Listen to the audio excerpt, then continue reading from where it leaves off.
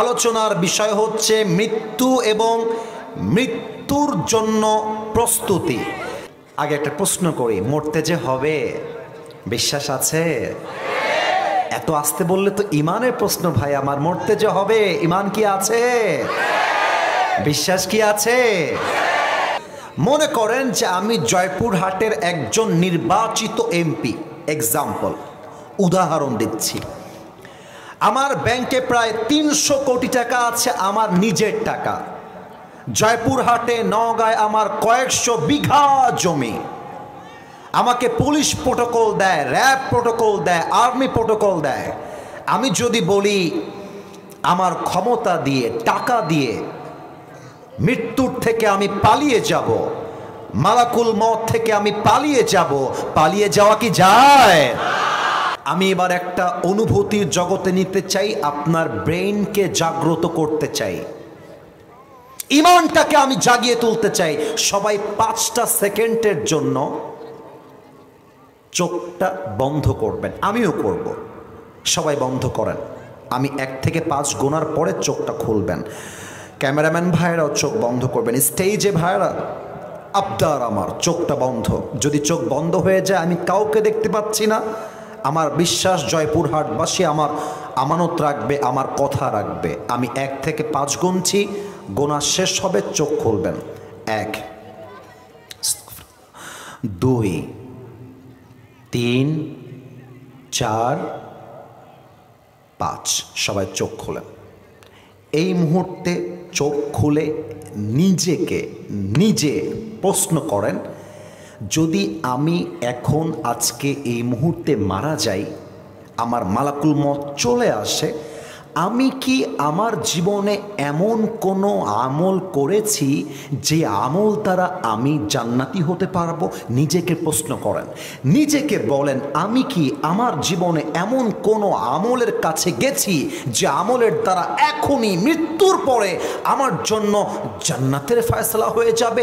যদি আপনার মন বলে ইয়েস, আমি এমন একটি আমল করেছি যে আমলের দ্বারা এখনই জান্নাত পাবো, দেন আপনার জন্য আমার আজকের ওয়াজ নয়। কিন্তু যদি আপনার মন বলে না, আমি তো আমার জীবনে এমন কোনো আমল করি নাই যে আমি এখনই মারা গেলে জান্নাতি হতে পারবো, যদি আপনার মন বলে না, আমি তো এমন কোনো নেক আমল করতে পারি নাই যে আমার কবরটা জাহান্নামের বাগান হবে না, আমি তো এমন কোনো আমল করি নাই, তাহলে আপনি এখনো দাড়ি কাটেন কেন? তাহলে আপনি এখনো সুদ খান কেন? তাহলে আপনি এখনো চায়ের দোকানে বসে বসে বিড়ি টানেন কেন? তাহলে আপনি এখনো চায়ের দোকানে বসে বসে সিনেমা দেখেন কেন? এই যুবক ভাইরা, বলো তো তোমরা আমাকে, তুমি যে এখন মরবা না, যুবক বলে মরবা না, এমন কোনো গ্যারান্টি কি তোমার কাছে আছে? তাহলে তুমি পর্নোগ্রাফি দেখো কেন? হারাম প্রেম করো কেন? কিসের ওয়েট করছো তুমি? কার অপেক্ষা? আল্লাহ রাব্বুল আলামিন মানুষের দেহের প্রত্যেকটা অঙ্গে প্রত্যঙ্গে মৃত্যুর জন্য খবর দিয়েছেন। কেমন করে আমি একটু বুঝাই দেই, আমাকে একটু 1টা মিনিট চোখ দিয়ে ভালো করে তাকান। আমার যেই মাথায় চুল আছে, আমার প্রাণ প্রিয় জয়পুরহাটবাসী জবান দিয়ে উত্তর দিবেন, দিল থেকে উত্তর দিবেন, আমার এই মাথার চুলটা কি সাদা না কালো? আর একটু জোরে, সাদা না কালো? আমার মুখে এই যে দাড়ি, এটা কি সাদা না কালো? আমি যখন 70 বয়সে পা রাখবো, 60 বছর বয়সে পা রাখবো, বুঝে বলবেন না, বুঝে বলবেন না, তখন কি আমার এই চুলগুলো আজকের মতো কালো থাকবে না সাদা হয়ে যাবে? সাদা হয়ে যাবে। মালাকুল মওত বলছে, হে ইয়াকুব, কালো চুলের পরে সাদা চুল, শক্তিশালী চোখের পরে দুর্বল চোখ, টনটনে চামড়ার পরে ভাঁজ পড়ে যাওয়া চামড়া, শক্তিশালী দুর্বলের পরে কোমর হয়ে গেল দুর্বল। প্রত্যেকটা ধাপ মানুষকে খবর দেয়, এই তোর সময় কিন্তু শেষ হচ্ছে। চুলটা সাদা হয়, বলে এই ভাই স্টপ, থেমে যা, চুল তো সাদা হয়ে গেল, আর কত রে বাবা। আজ এই চোখ দিয়ে দূরে দেখা যায়, 60 বছরে পা রাখলে সামনে কিছু দেখা যায় না, আবজা হয়ে যায়। এই দুর্বল চোখ আমাকে স্মরণ করিয়ে দেয় এই দুনিয়ার জীবনটা জাস্ট খেল তামাশা ছাড়া আসল ঠিকানা দুনিয়ার জীবন হতে পারে না, ঠিক কিনা বলেন? পৃথিবী আমার আসল ঠিকানা নয়, মরণ একদিন মুছে দেবে সকল রঙিন পরিচয়। পৃথিবী আমার আসল ঠিকানা নয়, মিছে জীবনের বন্ধন, মিছে মায়া সেন প্রীতি বন্ধন, মিছে জীবনের রংধনু 7 রং, মিছে জীবনের রংধনু 7 রং, মিছে জীবনের বন্ধন। পৃথিবী আমার আসল ঠিকানা নয়, মরণ একদিন মুছে দেবে সকল রঙিন পরিচয়। পৃথিবী আমার আসল ঠিকানা নয়, ঠিক কিনা বলেন? প্রত্যেকটা মুহূর্তে আপনার দেহ আপনাকে স্মরণ করাচ্ছে তোমার সময় শেষ, মৃত্যুর জন্য প্রস্তুত হয়ে যাও। এবার আসেন, আমি বলতে চাই মৃত্যুটা আসলে আসবে কেমন করে, মৃত্যুটা আসলে হবে কেমন করে। এই জয়পুরহাটবাসী, আমার কথা কি বোঝা যায় না? আপনারা বললে আমি ওয়াজটার সামনে আগাতে চাই, কথা কি বোঝা যায়? আমি স্টেজ ভেঙে নিচে পড়ে যাব, দেখা যাক আপনাদের গায়ে জোর আছে কিনা। সবাই মিলে, কোনো ভাগাভাগি নাই কিন্তু, এবার সবাই মিলে everyone at the same time, সবাই একটু কাশি দেন গলা ঠিক করার জন্য। আব্বা যান, আপনি তাজা হয়ে যান। আমার তো বিশ্বাস নওগাঁ জয়পুরহাটের 60 বছরের মুরব্বীর গায়ে যে শক্তি, ও 25 বছরের যুবককে হার মানায় দিবে, ঠিক কিনা বলো? দেখা যাক আপনাদের গায়ে জোর কত বেশি। লিল্লাহি তাকবীর। আল কোরআনের আলো, আল হাদিসের আলো, কোরআন হাদিস যেখানে, আলেম ওলামা যেখানে, জয়পুরহাটবাসী যেখানে, হেলকুন্ডাবাসী যেখানে, কলিজা আমার ঠান্ডা হয়ে গেছে। আল্লাহ যেন স্লোগানকে কবুল করে, পড়েন সবাই আমিন। আগে আলোচনার বিষয়টা বলে নেই, তারপরে আলোচনায় যাব। আমি বলবো প্রথমবার, সেকেন্ড টাইম আপনাদেরকে বলতে হবে। আজ আলোচনার বিষয় হচ্ছে মৃত্যু এবং মৃত্যুর জন্য প্রস্তুতি। দেখা যাক জয়পুরহাটবাসী আমাকে উত্তর করতে পারে কিনা।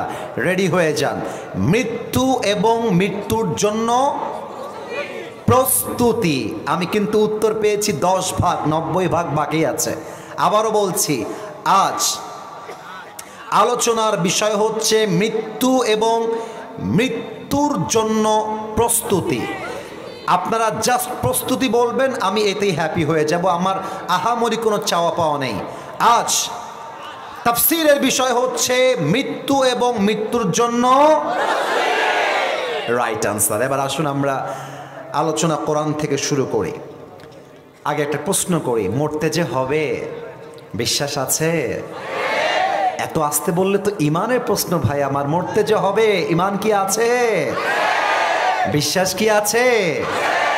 কোরআনুল কারীমের সূরাত আলে ইমরানের 185 নম্বর আয়াত, আল্লাহ তাআলা কি বলছেন খেয়াল করেন। আল্লাহ বলছেন, বান্দা শোনো,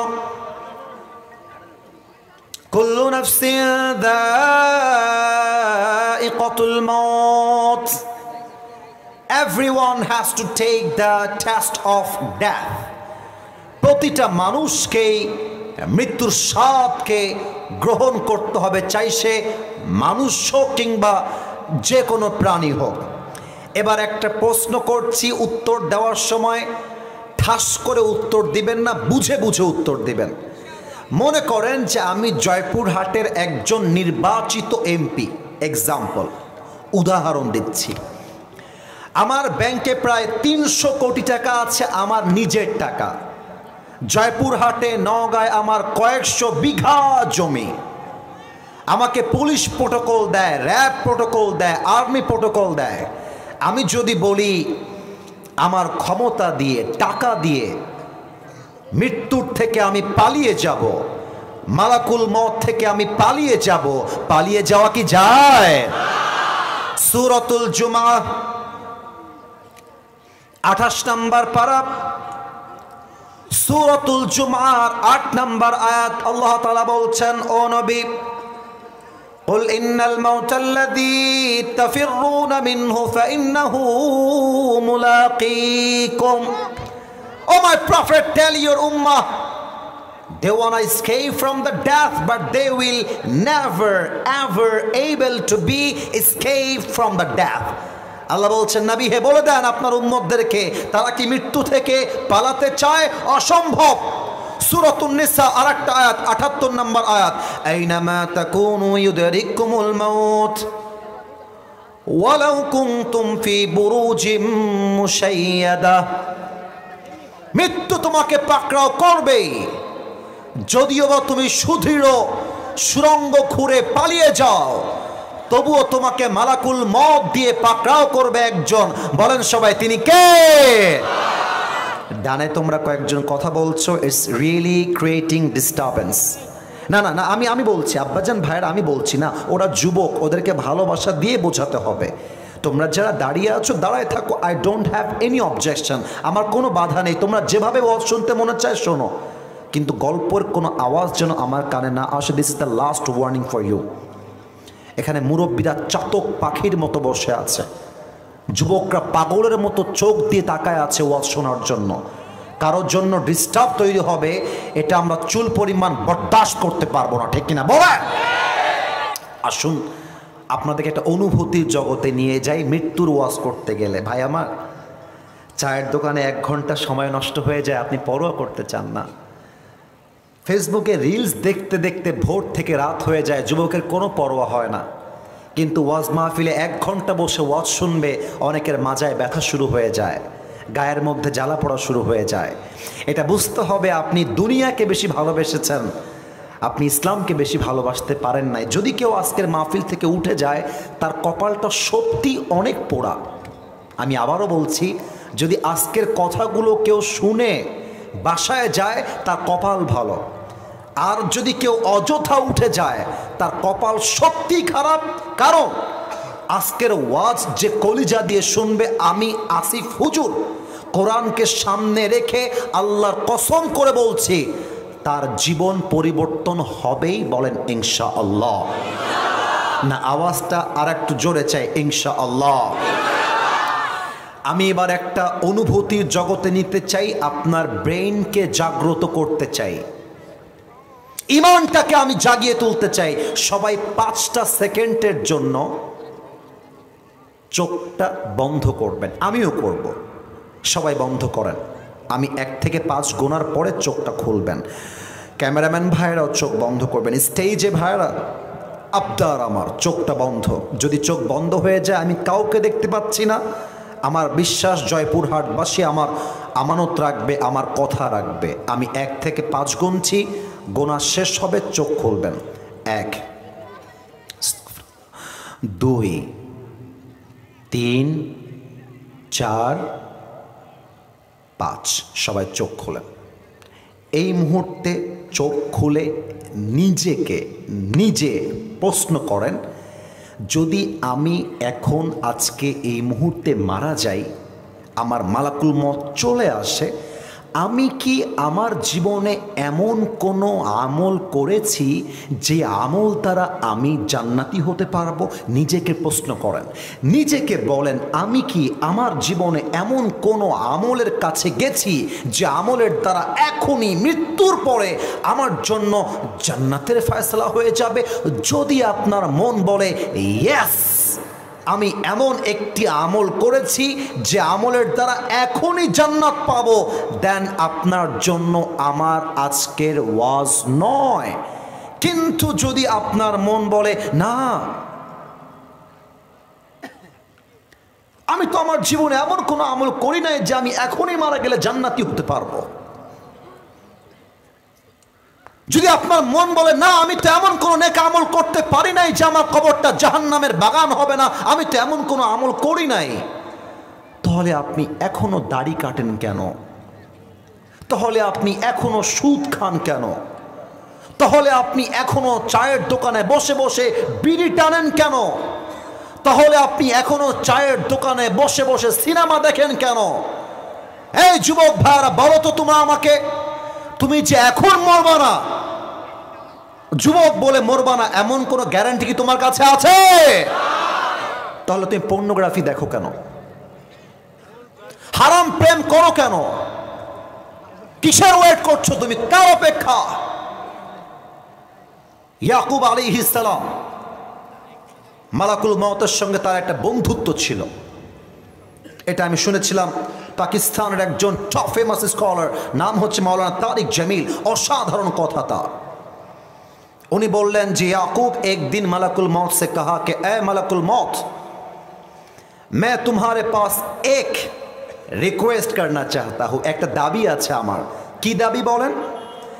আমার দাবি হলো তুমি যখন রূহ কবজ করতে যাও কাউকে খবর না দিয়ে চলে যাও, কিন্তু আমার দাবি হলো যখন তুমি আমার রূহ কবজ করতে আসবা তার আগে একটা কাসেত বার্তাবাহক পাঠায় দিবা যে আমাকে ডাক দিয়ে বলবে, হে ইয়াকুব তোমার মৃত্যুর সময় হয়ে গিয়েছে, মৃত্যুর জন্য প্রস্তুত হয়ে যাও।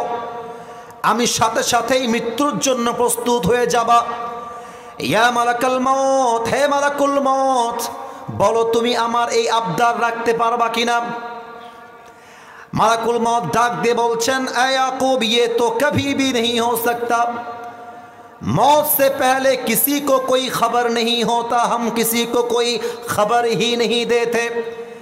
আমি তো কখনো কাউকে মৃত্যুর আগে খবর দেই না, তবে আল্লাহ রাব্বুল আলামিন মানুষের দেহের প্রত্যেকটা অঙ্গে প্রত্যঙ্গে মৃত্যুর জন্য খবর দিয়েছেন। কেমন করে আমি একটু বুঝাই দেই, আমাকে একটু একটা মিনিট চোখ দিয়ে ভালো করে তাকান।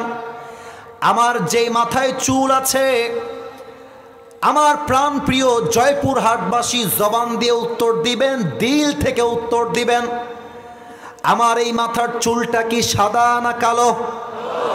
আর একটু জোরে, সাদা না কালো?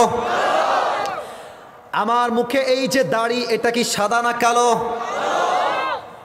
আমি যখন 70 বয়সে পা রাখবো, 60 বছর বয়সে পা রাখবো, বুঝে বলবেন না, বুঝে বলবেন না, তখন কি আমার এই চুলগুলো আজকের মতো কালো থাকবে না সাদা হয়ে যাবে?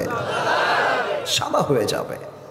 মালাকুল মউত বলছে, হে ইয়াকুব কালো চুলের পরে সাদা চুল, শক্তিশালী চোখের পরে দুর্বল চোখ, টনটনে চামড়ার পরে ভাঁজ পড়ে যাওয়া চামড়া, শক্তিশালী দুর্বলের পরে কোমর হয়ে গেল দুর্বল।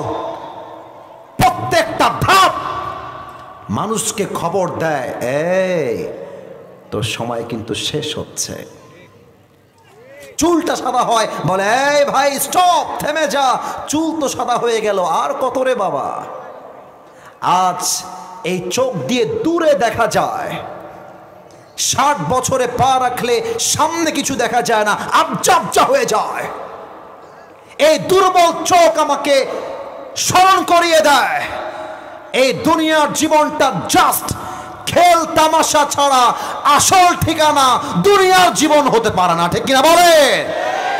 পৃথিবী আমার আসল ঠিকানা নয়। মরণ একদিন মুছে দেবে সকল রঙিন পরিচয়। পৃথিবী আমার আসল ঠিকানা নয়। মিছে জীবনের বন্ধন,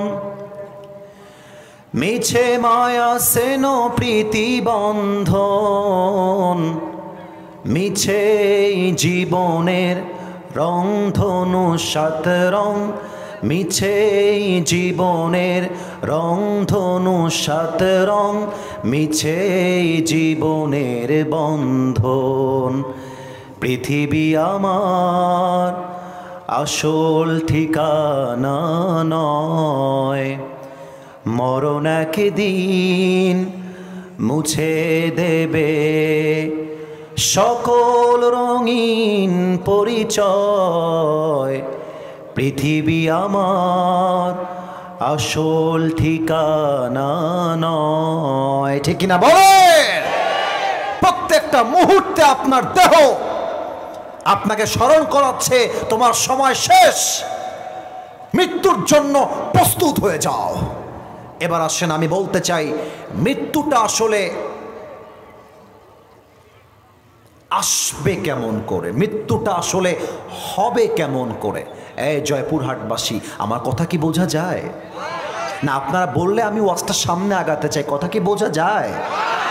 আচ্ছা, মৃত্যু আসবে দুই ভাবে। নামাজি বান্দার মৃত্যু হবে একরকম, বেনামাজি বান্দার মৃত্যু হবে আর এক রকম। যে সুদখোর তার মৃত্যু হবে একরকম, যে সুদ মুক্ত তার মৃত্যু হবে আর এক রকম। প্রথমে আমরা জানতে চাই নামাজি বান্দার মৃত্যু কেমন হবে। এই হাদিসগুলো শুনলে নামাজি যারা আছেন আপনার কলিজা জুড়ায় যাবে। আল্লাহ রসুল বলেছেন, নামাজি বান্দার সামনে যখন মালাকুল মওত আসবে,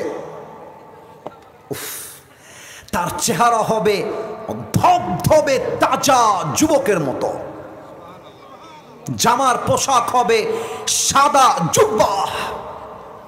নামাজি বান্দার সামনে এসে মালাকুল মওত দাঁড়িয়ে যাবে আর মুচকি হাসি দিয়ে বলবে, ইয়া আইয়াতুহান নাফসুল মুতমাইন্না উখরুজি ইলা মাগফিরাতিল্লাহি ওয়া রিজওয়ানি। এই নামাজি বান্দা, বের হয়ে আসো। নামাজি বান্দা ডাক দিয়ে বলবে, কোথায় বের হব, কোথায় আমার ঠিকানা? হাদিসে আসছে মালাকুল মওত ডাক দিয়ে বলবে, ইলা মাগফিরাতিল্লাহি ওয়া রিজওয়ানি। আরে আসো, তোমার জন্য আল্লাহর জান্নাত অপেক্ষায় অপেক্ষমান রয়েছে। সুবহানাল্লাহ পড়বেন না তো সবাই? আচ্ছা, এবার একটু আমার ডান হাতটা দেখবেন। আমি এটা হটাইলাম, হাদিসটা প্র্যাকটিক্যালি বোঝাতে চাই, and not a different issue. এটা ভিন্ন কোনো আমার উদ্দেশ্য নেই। মালাকুল মওত নামাজি বান্দার রুহুকে কবজ করবার জন্য ডান হাত বাড়াবে। আওয়াজ যদি যায় একটু বলবেন, বাম হাত না ডান হাত? এটা নামাজি বান্দার জন্য। মালাকুল মওত যখন নামাজি বান্দার রুহুটা কবজ করবে, হাদিসে আসছে নামাজি বান্দার কষ্ট কেমন হবে। একটা পিঁপড়া কামড় দিলে যেই পরিমাণ কষ্ট হয়, তার চাইতে আরো শান্তিপূর্ণভাবে মালাকুল মওত নামাজি বান্দার রুহুকে কবজ করবে। সুবহানাল্লাহ পড়বেন না তো সবাই? এবার আসেন, বেনামাজির রুহুটা কত মারাত্মকভাবে কবজ হবে। এখানে অনেকে আছেন, আমাকে মাফ করে দিবেন, আমি কথাটা বলছি আপনাকে আঘাত করবার জন্য না, আমি আবারও বলছি আপনি আমাকে মাফ করে দিবেন। এখানে অনেক লোক বসে আছেন যার পকেটে এখন বিড়ির প্যাকেট আছে, এখানে বসে আছে। অনেক যুবক এখানে বসে আছে যার মোবাইল ফোনে এখন খুঁজলে মেয়েদের উলঙ্গ ভিডিও খুঁজে পাওয়া যাবে, এখানেই বসে আছে। আমি কিন্তু আঘাত দেওয়ার জন্য বলি নাই, ওয়াল্লাহি আমি আপনাকে আঘাত দেওয়ার জন্য বলছি না। এখানে অনেক যুবক বসে আছে, যে যুবক এই সপ্তাহে একটা মেয়ের সঙ্গে পার্কে গিয়ে প্রেম করে আসছে, এখানেই বসে আছে। এখানে অনেক যুবক এমনও বসে আছে, যেই যুবকটা এই মাহফিলে বসে তার প্রেমিকার সাথে মেসেঞ্জারে চ্যাট করেছে, এখানে বসে আছে। আমি তোমাকে আঘাত করার জন্য বলছি না, আমার কথাগুলো বোঝো, আমার কথাগুলো একটু বোঝার চেষ্টা করো। এইরকম বেনামাজির সামনে, যার মুখে দাড়ি নাই, নামাজ নাই, নবীর সুন্নত নাই, আজীবন হারাম খেয়েছে, হারাম পথে চলেছে, ও যখন মালাকুল মউতের চেহারা দেখবে, আমার বডিটা খেয়াল করবেন, আমার বডি দেখবেন, আমি হাদিসটা বুঝাই দিচ্ছি, থর থর থর থর করে কাঁপবে। মালাকুল মউতের ভয়ঙ্কর চেহারা, বেনামাজির চোখটা উল্টায় যাবে, মুখ দিয়ে সাদা সাদা ফেনা বের হওয়া শুরু হয়ে যাবে, থর থর থর থর করে কাঁপবে। মালাকুল মউতের চেহারা হবে নীলাভ বর্ণের চেহারা, নীল হবে তার দেহের রং, চোখটা হবে লাল টকটকে, দেহের জামা হবে কালো পোশাক। ওই বেনামাজি মুরব্বী, বেপর্দা নারী, হারাম কাজে লিপ্ত থাকা যুবক মালাকুল মউতকে দেখে চোখটা উল্টায় যাবে, আর ঠোঁটের এই পাশ দিয়ে সাদা সাদা ফেনা বের হওয়া শুরু হয়ে যাবে। আমি নিজে এমন মৃত্যু আমার চোখে দেখেছি, আমি নিজে দেখেছি, এমনি ফেনা বের হবে সাদা সাদা। এবার মালাকুল মউত তার দিকে চোখ তুলে তাকিয়ে একটা ধমক দিয়ে বলবে, ইয়া আইয়াতুহান নাফসুল খাবিসা উখরুজি ইলা গাদাবিল্লাহ। মালাকুল মউতের ডাক, এই বেনামাজি বের হয়ে আয়, বের হয়ে আয়। বেনামাজির রূহটা বের হয়ে একবার ডান দিকে দৌড় দিবে, বাম দিকে দৌড় দিবে, পেছনের দিকে দৌড় দিবে। এবার আমার বাম হাত দেখবেন, মালাকুল মউত he will take his hand step back. মালাকুল মউত তার হাত পেছনের দিকে নিয়ে একটা বেনামাজির রূহের দিকে থাবা মারবে, আর যখন রূহটাকে এমন করে টেনে ছিঁড়ে বের করবে, হাদিসে আসছে একটা জীবিত ছাগলকে যাবেহ না করে তার চামড়া যদি কেউ ব্লেড দিয়ে এমনি ছ্যাঁচড়ায় ছ্যাঁচড়ায় ছিঁড়ে ফেলে, ওই ছাগলটার যে পরিমাণ কষ্ট হয় তার চাইতে 70 গুণ বেশি কষ্ট দিয়ে বেনামাজি রুহুকে কবজ করা হবে। বলেন সবাই নাউজুবিল্লাহ। এত আস্তে নাউজুবিল্লাহ বলেন, আর একবার বলেন।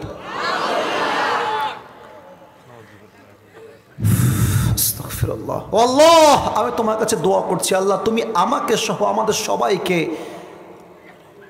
এই মৃত্যুর আযাব থেকে বাঁচায় দিও। পড়েন সবাই আমিন। আহা, আমার জামা কাপড় যখন আমি পরি, আল্লাহ তাআলা আমাকে সামর্থ্য দিয়েছেন, আমি জুব্বা পরলে দামি জুব্বা পরি, পাঞ্জাবি পরলে দামি জুব্বা পরি, পাঞ্জাবি দামি পরি, সব আমি দামি পরা ট্রাই করি। ব্যাপারটা এরকম নয় যে আমি খুব দুনিয়াদার মানুষ, ব্যাপারটা হচ্ছে আলেমরা যারা থাকে এদেরকে স্মার্ট থাকতে হয়, কারণ মানুষ যেন শিখতে পারে ইসলাম মানে খ্যাত নয়, ইসলামের মতো স্মার্ট ধর্ম আর কোনোটাই হতে পারে না, ঠিক কিনা বলে? কিন্তু আমি ভাবি, ইসরে এই যে দামি জুব্বাটা পরে আছি, টুপিটা দামি পাকিস্তানি টুপি, এত ব্র্যান্ডের ওয়াচ ঘড়ি পরে আছি, ব্র্যান্ডের রিং পরে আছি, মরার সাথে সাথে জামাগুলো ব্লেড দিয়ে ছিঁড়ে ছিঁড়ে কেটে ফেলা হবে। এত চাকচিক্য পোশাক খুলে এটা সাদা কাফনের কাপড়ে প্যাকেট করে দেওয়া হবে। আজকে যে মেয়েগুলো রাস্তাঘাটে নেচে বেড়ায়, টিকটকে নেচে বেড়ায়, একটা লাইক পাওয়ার জন্য, কমেন্ট পাওয়ার জন্য মেয়েরা প্রতিবন্ধীর মতো নেচে বেড়ায়, যুবক ভাইরা ঠিক কিনা বলো? এই মেয়েটা মৃত্যুর সাথে সাথে তার দেহের জামা খুলে জাস্ট 5 পার্টের একটা সাদা কাফনের কাপড়ে প্যাকেট করা হবে। এই জীবনটা চাকচিক্যের জীবন নয়, এই জীবন হচ্ছে সেই জীবন যেই জীবনটা হবে একমাত্র আমার কবরের জন্য, একমাত্র আমার আল্লাহর জন্য, একমাত্র আমার নবীর জন্য, ঠিক কিনা বলে? রূপেরই গৌরবে সাজিয়াছো সাজ। আমি কি বলবো নাকি বলবো না? না, আপনারা মনে হয় রাগটা করেছেন, থাক না। আমার কথা কি কোনো ভুলভাল আমি বলেছি প্রিয় ভাইয়েরা আমার? আচ্ছা, আমি একটু প্রশ্ন করে গানটা গাইতে চাই।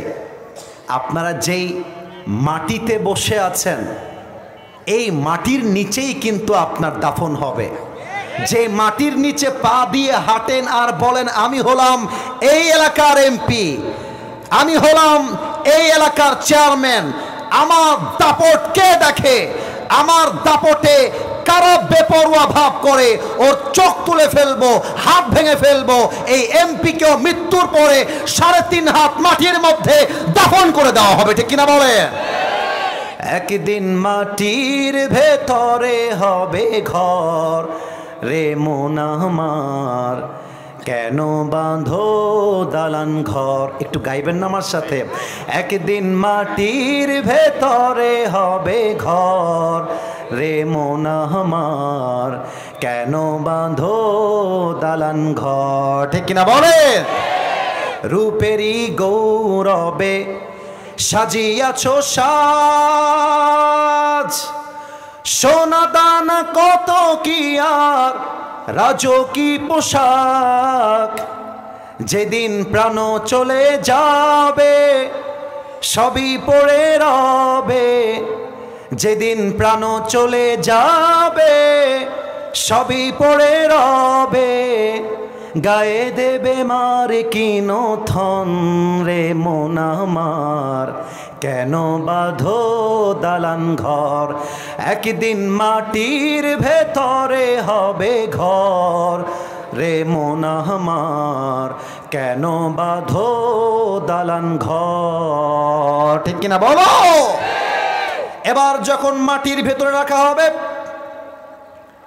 এবার আমাকে অনেকে ভুল উত্তর দিবেন, তাই সাবধান করছি, ভুল বলবেন না, ঠিক বলবেন, বুঝে বলবেন।